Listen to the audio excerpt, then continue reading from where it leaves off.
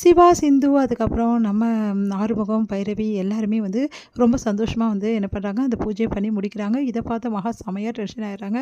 ச்சே! நம்ம தடுக்க நெனச்சு கூட தடுக்க முடியலையே அப்படின்னு சொல்லிட்டு, அவரோட பர்த்டேக்காக வந்து நம்ம சிவா வந்து இன்வைட் பண்றாங்க. சிவாவும் ரொம்ப சந்தோஷமா வந்து அந்த பர்த்டே வந்து செலிப்ரேஷன் பண்ணிட்டுருக்காரு.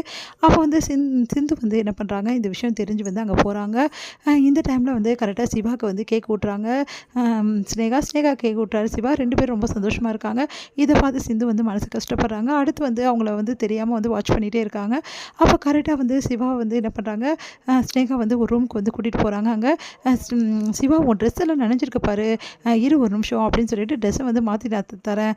கொஞ்ச நேரத்துல வந்து நான் காய வச்சு குடுத்துறேன். ஒண்ணும் ப்ராப்ளம் இல்ல அப்படின்னு சொல்லிட்டு கழட்ட சொல்றாங்களா, அவரும் ட்ரெஸ்ஸ கழட்டி குடுக்குறாரு. கழட்டி போட்டுட்டோனே என்ன பண்றாங்க, சிவா வந்து தவறான நோக்கத்தோட நெருங்குறாங்க ஸ்னேகா. அத பார்த்து சிவா வந்து அப்படியே வந்து பார்த்துட்டு செம்ம டென்ஷன் ஆயிடுறாரு. இத எல்லாத்தையுமே வந்து சிந்து வந்து பார்த்துட்டு அழறாங்க. அவங்களால தாங்கிக்கவே முடியல. அந்த டைம்ல சிவா வந்து அவங்கள தள்ளி விட்டுறாரு. இந்த மாரி வந்து எப்படி நீ பண்ணுவ? என்கிட்ட ரொம்ப கேவலமா நடந்துக்கிற. ச்சே! நீ எல்லாம் ஒரு பொண்ணா? அப்படின்னு சொல்லிட்டு செம்ம டென்ஷன் ஆகி அங்க வந்து கோவமா ஸ்னேகா விட்டுட்டு போறாரு. இத பார்த்து வந்து நம்ம சிந்துக்கும் சந்தோஷம் தாங்க முடியல. அவ்வளோ சந்தோஷப்படுறாங்க. உடனே வந்து பரவால்ல டாக்டர் டாக்டர் எங்க வந்து அந்த ஸ்னேகா வந்து இந்த மாரி கூட இருக்க பாருன்னு நினச்சு ரொம்ப பயந்துட்டேன்.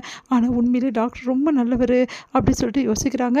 இங்க வந்து என்ன பண்ண நனைஞ்சபடி வீட்டுக்கு வராரு. வீட்டுக்கு வந்தோனே வந்து ஒண்ணுமே தெரியாத மாதிரி சிந்து இருக்காங்க. டாக்டர் ரொம்ப நனைஞ்சிருக்கேன் மழையில அப்படின்னு சொல்லிட்டு டவல் குடுக்குறாங்க. உடனே வந்து சாரி சிந்து வரதுக்கு லேட் ஆயிடுச்சு அப்படின்னு சொல்லிட்டு உள்ள போறாரு. பரவாயில்ல டாக்டரே அப்படின்னு சொல்லிட்டு சந்தோஷம் தாங்க முடியல. தள்ளி விட்டதும் ஸ்னேகா வந்து கட்டி பிடிக்க வந்ததும் அப்படியே தள்ளி விட்டதும் எல்லாத்தையும் நினச்சு நினச்சு சந்தோஷப்பட்டுருக்காங்க. ச்சே! இந்த ஸ்னேகா இப்படி இருப்பான்னு நினச்சி கூட பார்க்கல. இவ்வளோ மோசமாக பிஹேவ் பண்ணுறா. அதே மாதிரி தான் வீட்டில் வரும்போது அன்னைக்கும் இதே மாதிரி தான் பண்ணியிருப்பா. அப்போ சிந்து சொன்னது உண்மைதான். அப்போ பொய் சொல்கிறான்னு நினச்சேன். ஆனால் அவள் உண்மையை தானே சொல்லியிருக்கா. அப்போ அன்னைக்கு நடந்தது உண்மைதான் அப்படின்னு சொல்லிட்டு சிவா முடிவு பண்ணுறாரு. ஏன் இந்த ஸ்னேகா இப்படி இருக்கா? இவ்வளோ மோசமா? அப்படின்னோனே சிவாக்கு வந்து ஸ்னேகா ஃபோன் பண்ணுறாங்க.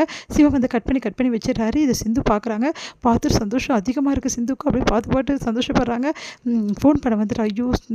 சிவா கோச்சிக்கினானே, இப்போ என்ன பண்ணுறது? இப்படியே சமாதானப்படுத்தி ஆகணுமே அப்படின்னு சொல்லிட்டு என்ன பண்ணுறதுன்னு தெரியாமல் தவிக்கிறாங்க. என்னாச்சும்மா அப்படின்னு சொன்னோன்னே, அப்பா அப்படின்னு சொல்லிட்டு அழுறாங்க. என்னம்மா பிறந்த நாள் அதுவுமா இப்படி அழுதுட்டுருக்க அப்படின்னோடனே, இல்லைப்பா சிவா என்கிட்ட கோச்சிக்கல. என்னம்மா என்ன பிரச்சனை அப்படின்னோடனே, ஒன்றும் இல்லைப்பா சிவாவும் நானும் ரொம்ப சந்தோஷமாக இருக்கணும்னு நான் நினச்சேன்ப்பா, புரியுதுமா அப்படின்னோடனே, ஆனால் சிவா கோச்சிக்கிட்டாருப்பா அப்படின்னோடனே, சிவா பற்றி உனக்கு தான் தெரியுமேம்மா, ரொம்ப சென்சிட்டிவ்மா, சிவா கிட்ட கொஞ்சம் கவனமாக தான் நீ இருக்கணும். புரியுதா? கூடிய சீக்கிரம் நீயும் சிவாவும் கல்யாணம் பண்ணிக்க போகிறீங்க. அதுக்கப்புறம் என்னம்மா பிரச்சனை? அதனால நீ பொறுமையாக தான் இருக்கணும் சினேகா அப்படின்னு சொல்லிட்டு அவங்க அப்பா அட்வைஸ் பண்ணுறாரு. சாரிப்பா அப்படின்னோடனே, எப்படியாவது சிவா சமாதானப்படுத்த அதான் நல்லது. சீக்கிரமாகவே சமாதானம் ஆகிடுவார், நீ கவலைப்படாதோன்னு. சரிங்கப்பா, முதல்ல வந்து சிவாவை சமாதானப்படுத்தணும்ப்பா. சிவா என்ன ஏதாவது தப்பாக நினச்சிருப்பானாப்பா அப்படின்னோடனே, அதெல்லாம் நினச்சிருக்க மாட்டாம்மா, சின்ன கோவம் அவ்வளோதான், அது எல்லாம் சரியும். இந்த மாதிரி லவ்வர்ஸ்குள்ள அப்பப்போ இந்த மாதிரி பிரச்சனைகள் வரும்ல, அதெல்லாம் சரியாயிடுமான்னு. எனக்கு ரொம்ப கஷ்டமாக இருக்குப்பா. சிவா வந்து என்னை எங்கே வெறுத்துருவானோன்னு பயமாக இருக்குப்பா அப்படின்னா, அதெல்லாம் ஒன்றும் ஆகாதுமா அப்படி சொல்லிட்டு போகிறாரு. வந்து தொடர்ந்து வந்து கால் பண்ணிகிட்டே இருக்காங்க. அவள் ஃபோன் எடுக்காதால அவங்க அம்மாவுக்கு வந்து கால் பண்ணுறாங்க மகாக்கு. மகா வந்து என்னம்மா சொல்கிற, பேசலையா அவங்ககிட்ட சிவா? இதோ இப்போ ஃபோன் தரமா அப்படின்னு சொல்லிட்டு ஃபோனை கொடுக்க போகிறாங்க. உடனே வந்து சிவா வந்து நான் ஸ்னேகா கிட்ட பேச விரும்பல அப்படின்னு சொல்லிட்டு போயிடுறாரு. அதிர்ச்சி அடைகிறாங்க மகா. என்னம்மா ஆச்சு அப்படின்னோடனே, இல்லை ஒரு சின்ன சண்டை. என்னம்மா நீ இந்த டைம்லலாம் சண்டை போடலாமா சிவா கூட நீ ஒத்துமையாக இருக்கணுமா இந்த டைமில், இல்லைனா அவளுக்கு வந்து ரொம்ப இடம் கொடுத்த மாதிரி ஆகிடும். நீங்கள் 2 பேரும் சண்டையே போட்டுக்கூடாது, புரியுதா நான் சொல்கிறது அப்படின்னு மகா சொல்கிறாங்க. சாரி ஆண்டி, ஒரு சின்ன ப்ராப்ளம் தான் ஆண்டி, வேறு ஒன்றுமே கிடையாது.